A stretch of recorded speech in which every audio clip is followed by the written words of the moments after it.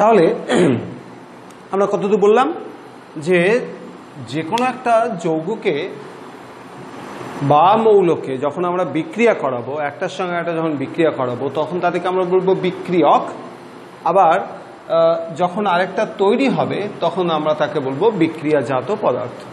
এবার যেমন একটু আগে উদাহরণ দিলাম আমরা যে হাইড্রোজেন গ্যাস তার সঙ্গে যদি অক্সিজেন গ্যাসের বিক্রিয়া হয় তাহলে এইখান থেকে আমাদের ব্যালেন্স করতে হবে, ব্যালেন্স করে দুটো জল উৎপন্ন হবে, এটা তরল। এবার যখন ব্যালেন্স হবে তখন আমাদের কি করতে হবে, তীর চিহ্নটাকে, এখানে তীর চিহ্ন থাকলো, এই তীর চিহ্নটাকে আমরা কি করব, সমান চিহ্নতে পরিণত করে দেবো। তার মানে হচ্ছে এটা ব্যালেন্সড হয়ে গেছে। এখন এই জায়গায় 2 বসাতে হবে। এবারে দেখো, এবারে এই যে রাসায়নিক বিক্রিয়াটা হলো, এই রাসায়নিক বিক্রিয়ায় কিছু পরিমাণ হাইড্রোজেনের সঙ্গে কিছু পরিমাণ অক্সিজেনের বিক্রিয়া হয়ে কিছু পরিমাণ জল উৎপন্ন হয়েছে।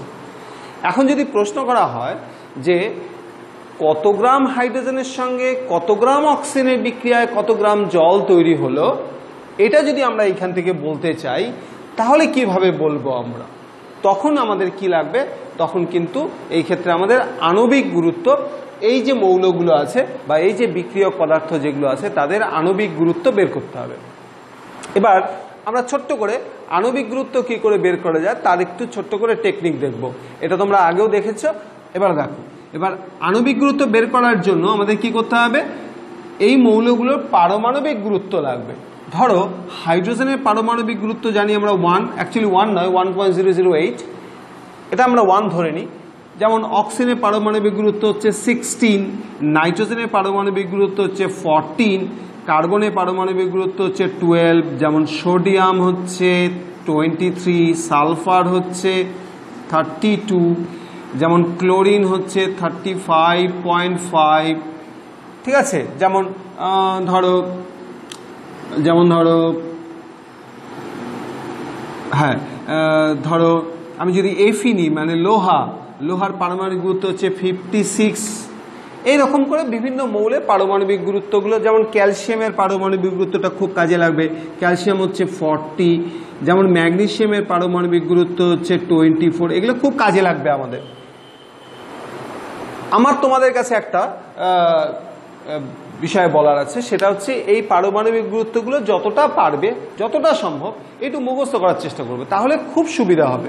তাহলে আর তোমার অন্যদিকে তাকানোর দরকার নেই যে দেওয়া পরীক্ষার খাতায় সেটা কোশ্চেনে সেটা দেওয়া আছে না নেই, সেটা তোমার জানার দরকার নেই। তুমি নিজে থেকে এটা সহজে বের করতে পারবে।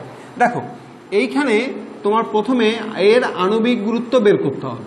দেখো হাইড্রোজেনের আণবিক গুরুত্ব হচ্ছে, দেখো হাইড্রোজেনের একটা অণুতে 2টো হাইড্রোজেনের পরমাণু আছে, তাহলে হাইড্রোজেনের আণবিক গুরুত্ব কত হবে, আমি একটা বের করে দিই, বাদবাকি তোমরা বের করবে। দেখো হাইড্রোজেনের আণবিক গুরুত্ব কত, হাইড্রোজেনের পারমাণবিক গুরুত্ব হচ্ছে 1, আছে কয়টা, 2, তাহলে 2 দিয়ে গুণ করো, ইকুয়াল টু হবে 2, তাহলে হাইড্রোজেনের আণবিক গুরুত্ব হচ্ছে 2। তাহলে বলো তো দেখি অক্সিজেনের আণবিক গুরুত্ব কত হবে, এটাকে পজ করো, ভিডিওটাকে পজ করে বের করো। আমরা জানি অক্সিজেনের পারমাণবিক গুরুত্ব কত, অক্সিজেনের পারমাণবিক গুরুত্ব হচ্ছে 16, তাহলে এখানে আছে কয়টা, 2টো, তাহলে 16 × 2 ইকুয়াল টু 32। ওকে, যদি বলা হয় তোমাকে জলের আণবিক গুরুত্ব কত, ভালো করে দেখো জলের আণবিক গুরুত্ব কত না, জলের আণবিক গুরুত্ব হচ্ছে যে এখানে হাইড্রোজেন দেখো 2টো আছে, তাহলে 2টো হাইড্রোজেন যদি থাকে তাহলে এইখানে 1 × 2 করব।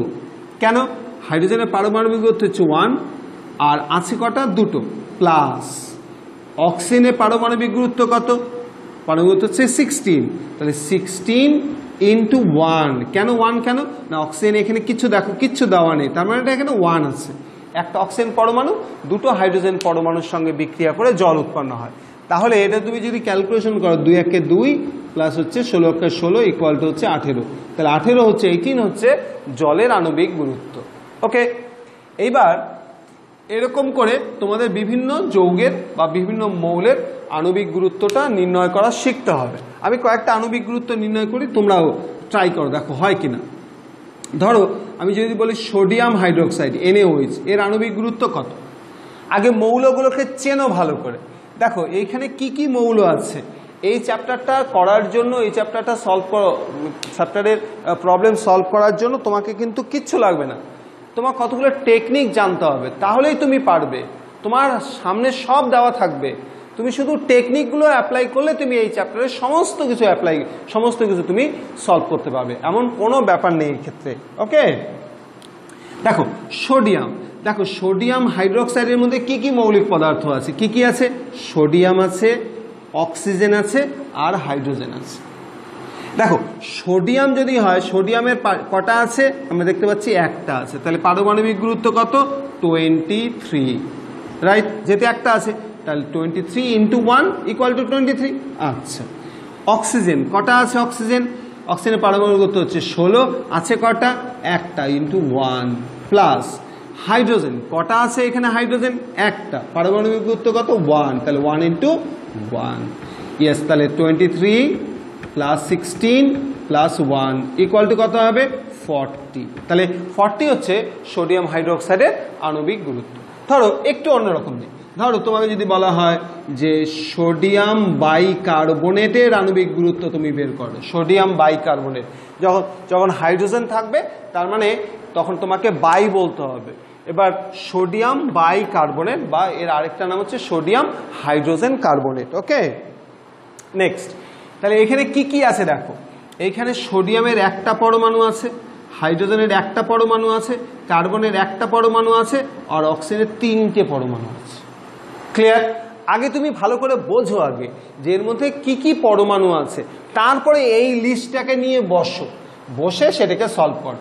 দেখো সোডিয়ামে তোমার একটা পরমাণু, তাহলে সোডিয়ামের পারমাণবিক গুরুত্ব হচ্ছে 23, তাহলে 23 × 1। হাইড্রোজেনের পারমাণবিক গুরুত্ব হচ্ছে 1, তাহলে 1 × 1। কার্বনের পারমাণবিক গুরুত্ব হচ্ছে 12, তাহলে 12 × 1 প্লাস অক্সিজেনের পারমাণবিক গুরুত্ব কত? 16, তাহলে 16 × 1। ক্যালকুলেশন করো, তাহলে 23 + 1 + 12 প্লাস হচ্ছে 48 = তুমি যদি যোগ করো তাহলে হবে 84।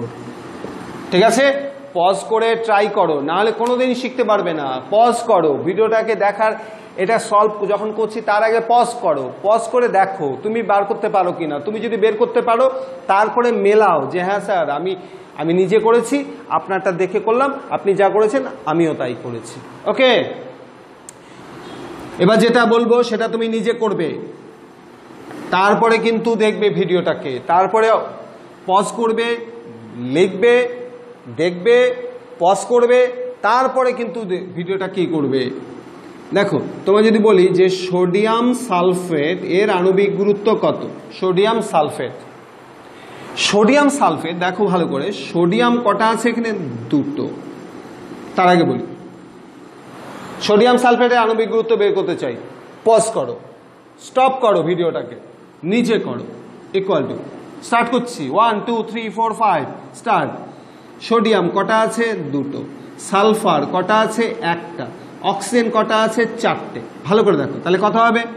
সোডিয়াম যদি দুটো থাকে তাহলে 23 × 2 প্লাস সালফার যদি একটা থাকে 32 × 1 প্লাস অক্সিজেন যদি 4টে থাকে তাহলে কত হবে? 16 × 4 = 46। গুণ করলে দেখো 46 হবে, এটা হবে 32, এটা হবে 64, রাইট? এটা হবে 2 7 10 40, তারপর হচ্ছে 142। মিলেছে? ওকে, মিলেছে? ওকে, এবার এইভাবে তোমাদের আণবিক গুরুত্বগুলো নির্ণয় করতে হবে। এবার আণবিক গুরুত্ব নির্ণয় করলে এবার আবার আগের জায়গাটাতে আসি, যে যখন তুমি আণবিক গুরুত্বটা নির্ণয় করতে পারবে তখন তুমি বলতে পারবে যে এক্স্যাক্টলি যে আমাদের ভরের নিত্যতার সূত্রটা এই জায়গায় খাটছে কিনা। দেখো হাইড্রোজেন একটু আগে যেটা করেছিলাম আমরা গ্যাস, তার সঙ্গে অক্সিজেন গ্যাস এর বিক্রিয়া করে কি উৎপন্ন হলো? সমান চিহ্ন দিয়ে দুটো জল উৎপন্ন হয়েছে, রাইট? ভালো করে খেয়াল করো, এইখানে হাইড্রোজেনের পারমাণবিক গুরুত্ব কত?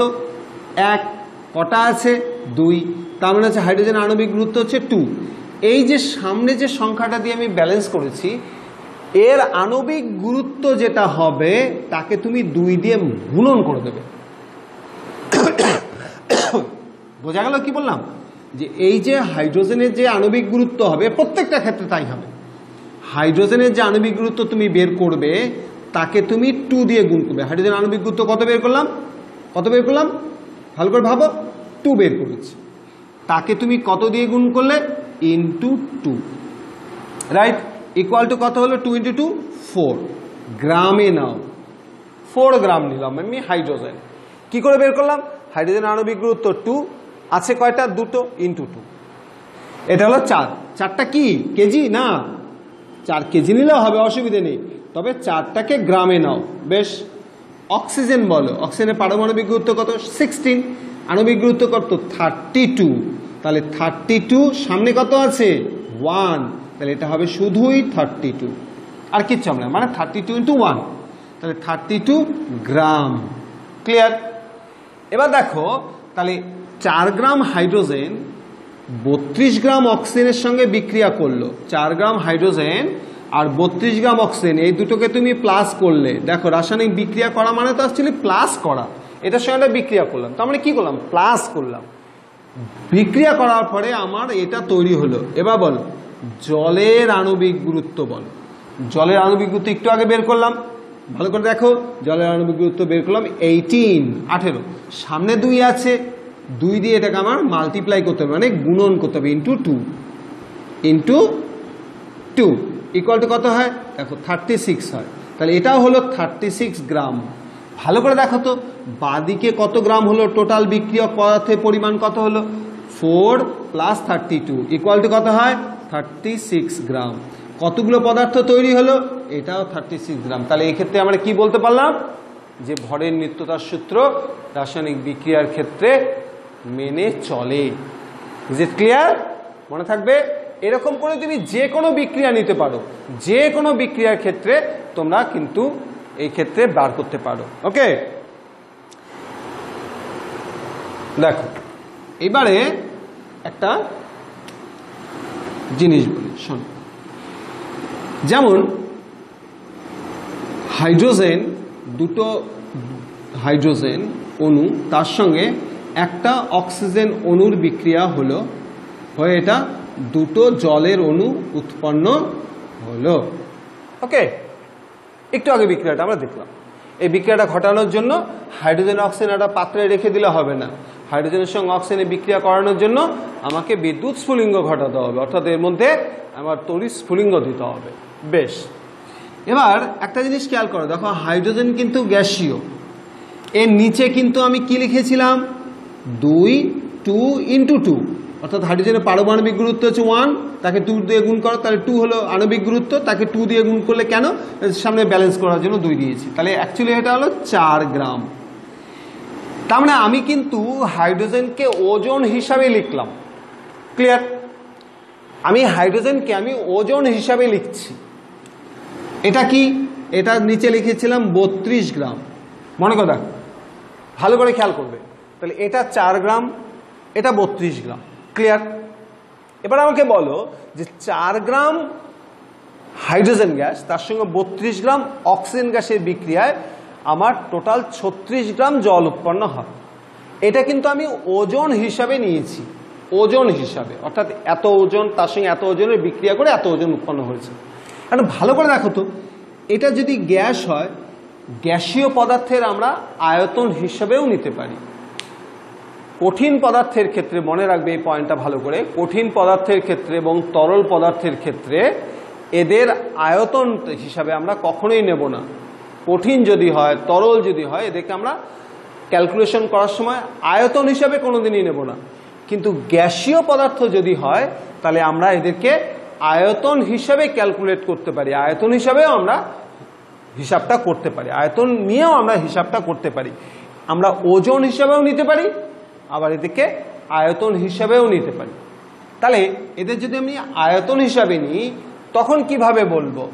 তখন বলা হচ্ছে যে যদি আমি এটাকে আয়তন হিসাবে ক্যালকুলেশন করতে চাই, তাহলে এটাকে আমরা বলবো 2 আয়তন হাইড্রোজেনের সঙ্গে 1 আয়তন অক্সিজেনের বিক্রিয়া হবে। আমি যদি এটা এইভাবে বলি যে 2 আয়তন হাইড্রোজেন, মনে করো 2 লিটার হাইড্রোজেন নিলাম এবং 1 আয়তন অক্সিজেন নিলাম, নিয়ে বিক্রিয়া করলাম, কিন্তু শর্তটা হচ্ছে এখানে একটা শর্ত আছে। শর্তটা কি? হাইড্রোজেন এবং অক্সিজেন এই দুটো গ্যাসকে একই চাপ এবং একই উষ্ণতাতে রাখতে হবে। অর্থাৎ হাইড্রোজেন গ্যাস যে চাপ যে উষ্ণতায় থাকবে, অক্সিজেন গ্যাসটাও সেই চাপ সেই উষ্ণতাতে যদি থাকে, তবেই কিন্তু এই ইকুয়েশনটা সম্ভব, নাহলে কিন্তু কোনোদিনই সম্ভব না। অর্থাৎ আমি যে আয়তন লিখলাম, মনে করো এটা 2 লিটার লিখলাম, এটা 1 লিটার লিখলাম, কিন্তু এটা 2 লিটার আর এটা 1 লিটার, এটা শর্তটা হচ্ছে সবসময় মনে রাখবে যে এই জায়গায় যত চাপ যত উষ্ণতা হবে, এই জায়গায় এই গ্যাসের ক্ষেত্রেও তত চাপ তত উষ্ণতাই হবে, তবেই কিন্তু এটা সম্ভব, নাহলে কিন্তু কোনোদিনই সম্ভব না। এটা যেমন এইভাবে বলতে পারো, আরেকভাবে তুমি বলতে পারো। সেটা কি? দেখো, এই যে সামনে 2 আছে, 2 ইন্টু 22.4 লিটার এনটিপিতে বা এটাকে বা এসটিপিতে, রাইট? এনটিপি বা এসটিপি যদি তুমি নাও, তাহলে কিসে বলবে? দেখো, তখন তুমি কিন্তু সামনে যদি 1 থাকে, তাহলে বলবে তুমি 22.4 লিটারে নিচ্ছি আমি। আবার তুমি যদি বলো এই জায়গায়, তুমি যদি এই জায়গায় এইভাবে বলো যে আমি এই জায়গায় কত নেবো স্যার, তখন আমি বলবো 1 ইন্টু 22.4 লিটার। তার মানে এটাও কিন্তু এনটিপি বা এসটিপিতে, রাইট? মানে ব্যাপারটা হচ্ছে এরকম যে যদি তুমি এনটিপি বা এসটিপিতে নাও, এনটিপিতে নিতে পারো বা এসটিপিতে নিতে পারো, যাই একই জিনিস। তুমি যদি এনটিপি বা এসটিপিতে নাও, তাহলে 2 ইন্টু 22.4 লিটার নেবে, 2 ইন্টু 22.4 লিটার নেবে, তার সঙ্গে 22.4 লিটার অক্সিজেনের বিক্রিয়া ঘটাবে, তাহলে কিন্তু এই পরিমাণ জল উৎপন্ন হবে। অর্থাৎ এই ক্ষেত্রে এই দুটোর বিক্রিয়া যতটা পরিমাণ জল উৎপন্ন হয়েছিল, আমরা জানি এখানে 36 গ্রাম জল উৎপন্ন হয়েছিল, ঠিক আছে? তবে এই দুটোর বিক্রিয়া কিন্তু সমান পরিমাণ যে জল তৈরি হবে, এই পরিমাণ জল তৈরি হবে সেটা নাও হতে পারে। কিন্তু তুমি যদি এই কন্ডিশনটা নাও, এই শর্তটাকে যদি তুমি নাও, অর্থাৎ এর সামনে যে 2 আছে, সেই 2 দিয়ে তুমি কাকে গুণ করলে না 22.4কে গুণ করলে। অর্থাৎ আমরা জানি 22.4 লিটার হাইড্রোজেন মানে হচ্ছে অ্যাকচুয়ালি 1 মোল। এবার 1 মোল হাইড্রোজেন যদি নিই আমি এইখান থেকে, 1 মোল হাইড্রোজেন, তার সামনে যেহেতু 2 আছে, তাহলে অ্যাকচুয়ালি হবে 2 মোল হাইড্রোজেন। তাহলে 2 মোল যদি আমি এনটিপিতে নিই, তাহলে সেটা হবে হচ্ছে 2 ইন্টু 22.4 লিটার হাইড্রোজেন হবে। এইখানে কত হবে? এইখানে কিন্তু 1 হবে। কেন এখানে 1 হবে? কেন? কারণ সামনে যেহেতু ব্যালেন্স করার সময় 1 দিলেই আমার ব্যালেন্স হয়ে যায়। এই জন্য দেখো ব্যালেন্স করাটা কতটা জরুরি। ওকে, নেক্সট ক্লাসে আবার হবে।